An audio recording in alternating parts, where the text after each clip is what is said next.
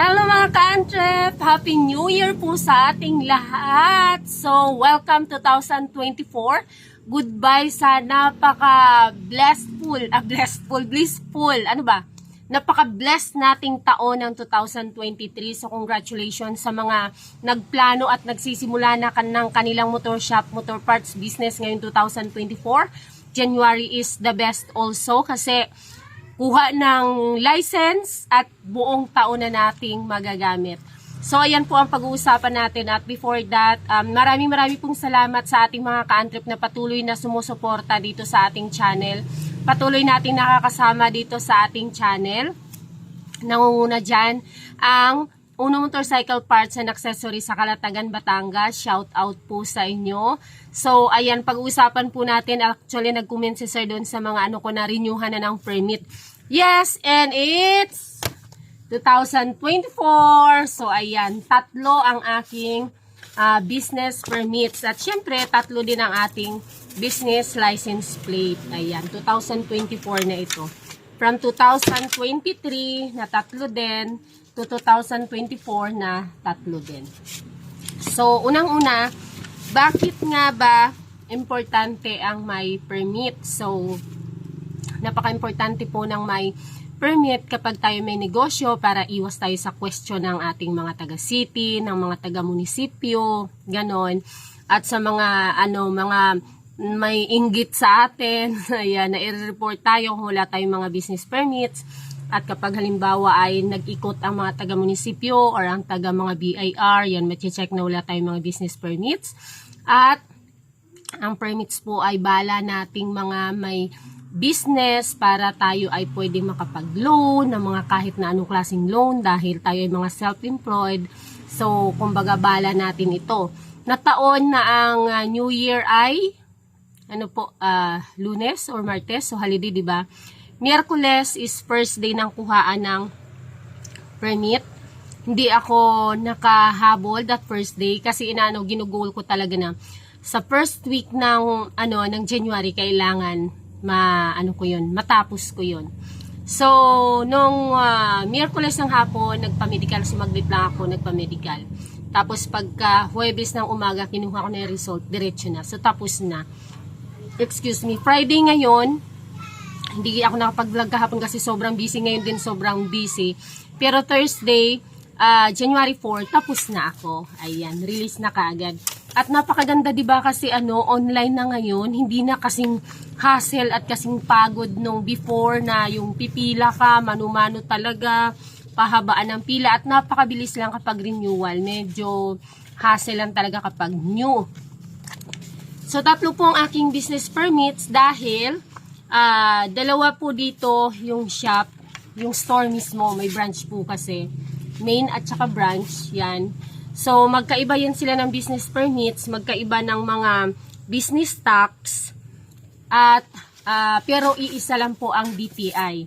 So, itong pangatlo, last year lang ito, yung sa shop mismo, motorcycle repair shop, nitong kaharap, same location, same establishment nitong aming store. So, yun yung minsan, marami pong mga nagko-comment na sinasabi nila bakit hindi na lang ibigay lahat, yung wag na daw makihati yung shop owner ng labor ng mga mekaniko. Mahirap po kasi unang-una cargo po namin ang expenses dyan. Explain ko lang kasi maraming mga hindi na iintindihan yung side natin. So, klaruhin ko lang sa amin ay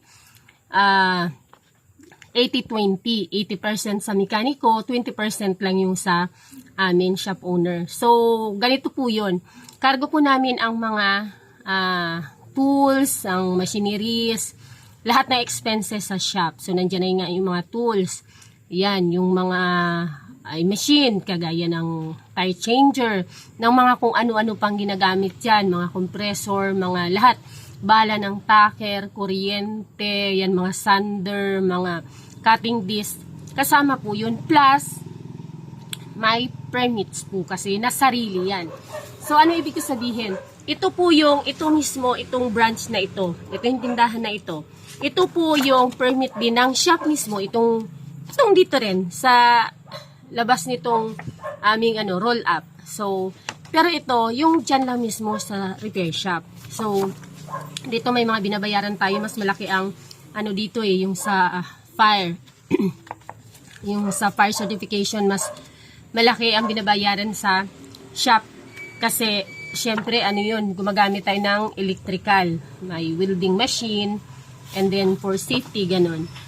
At, ang ano po doon, yung mga nagko-comment kasi na, halimbawa, ba't hindi na lang ibigay lahat? Yun nga po, may sariling taxes po yung shop. So, kung tustusin, parang parang cargo na rin namin yung para sa mga mekaniko na diba, na tax kasi kami na ang nagbabayad nun. Kaya mahirap po doon sa mga nagsasabing wag na makihati ang shop owner sa kinikita ng mekaniko. Nakapakaliit lang po ng 20% para sa parte ng shop po nun, ng shop po. Kaya ang store mismo may sariling bayarin na mga kagayanan yung kanyang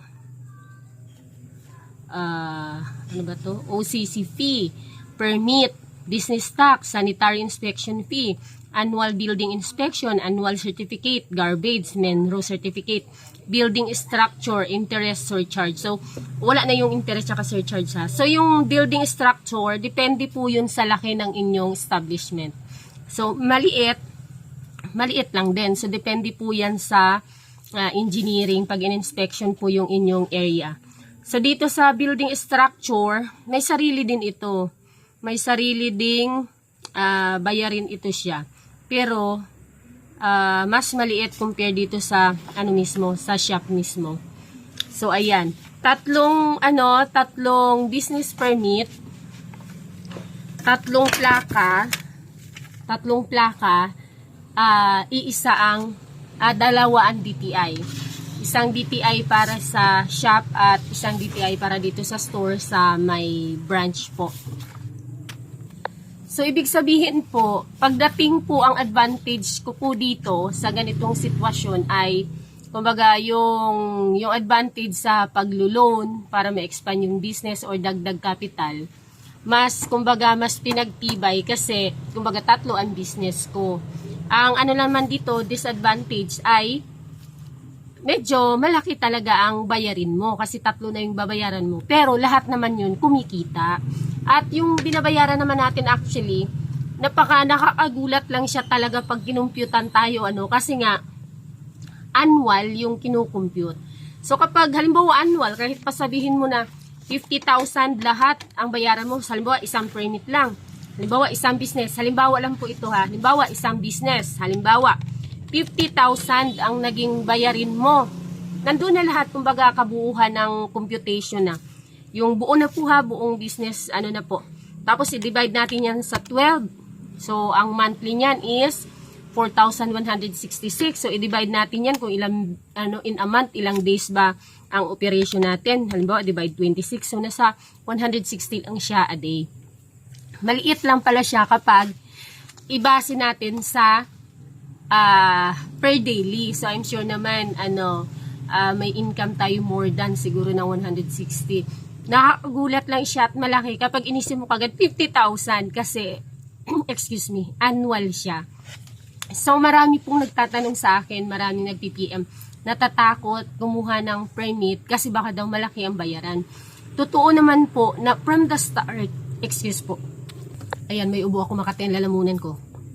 From the start po, kahit po sino, lahat po ng may business, kahit ilang taon na kayo sa negosyo, lahat po yan alam na nag-start talaga lahat ng sa maliit na bayarin. Halimbawa, nag-start lang ako sa 5,000 to 7,000. Pataas ng pataas yearly. Kasi hindi naman pwede na pababa ng pababa yung gross income natin kapag patagal ng patagal. So, pataas talaga siya ng pataas. Kasi pataas din pataas yung ating mga gross na kinikita. So, okay lang yun. At least, di ba may mga consideration naman din sila na pag nagko-compute hanggang sa mga 10 to 20% lang yung tinataas nila per year. So, mabigat siya pakinggan kapag nag-annual. Pero, pag nagbayad po kayo, pwede naman kasi tayong mag-annual. Bayaran mo yung buong taon, yung buong tax mo na yon. or pwede mo i-quarterly yung pagbayad mo ng iyong business permit or twice a year.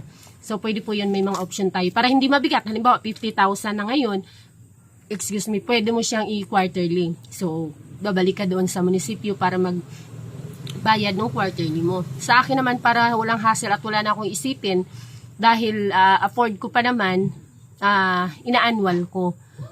May konting discount din, sa 5% yata ang discount kapag nag-annual payment. Pero, kapag halimbawa, gipit ka, malaking pera din kasi yun na pwede pang gamitin na pang negosyo pa. Yung halimbawa, magbabayad ka 50,000 or 60,000 kapag i-annual mo siya. So, pwede ka naman mag-quarterly, magagamit mo pa yung ibang pera, di ba?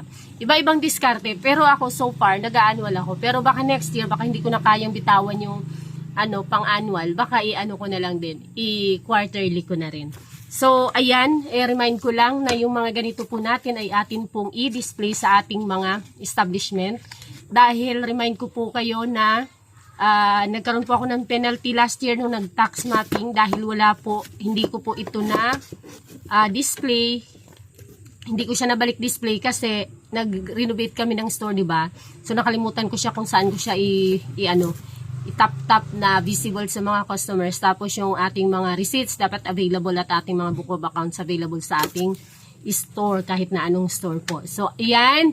Accomplished na ako. I'm done. So, sa mga wala pa, kumuha na kayo. At tips ko lang sa inyo, dapat doon kayo sa first week talaga kasi hindi pa siya siksikan. Kapag dyan na sa second to third week, lalo na yung mga last week na, naku po, sobrang dami na talaga. Kaya ako talaga, so far, laging first week done. Ayan, congratulations sa mga nakapag-renew na at sa mga nakakuha na ng new, sa mga new pa lang napapasok sa mundo ng pagninegosyo at congratulations sa ating lahat sa nakapag-renew na at finish na, done na sa loob lamang ng 5 days. Nga pala, ako mismo ang naglalakad ng aking permits kasi mas alam ko makipag-usap sa mga nagko-compute ng ating mga taxes. Yun lang. Thank you very much at see you again sa 2025 na pag-renew. Ayan, more vlogs to come at congrats in advance sa mga sa mga nakakuha na ng new permits at sa mga hindi pa, ayan, good luck para makapag-renew na kagad kayo. Thank you. Please subscribe sa mga hindi pa nakapag-subscribe at paano na rin po, pa-share na rin at pa-comment ng inyong mga katanungan. Baka mabigyan natin kasagutan. Bye! I'm happy.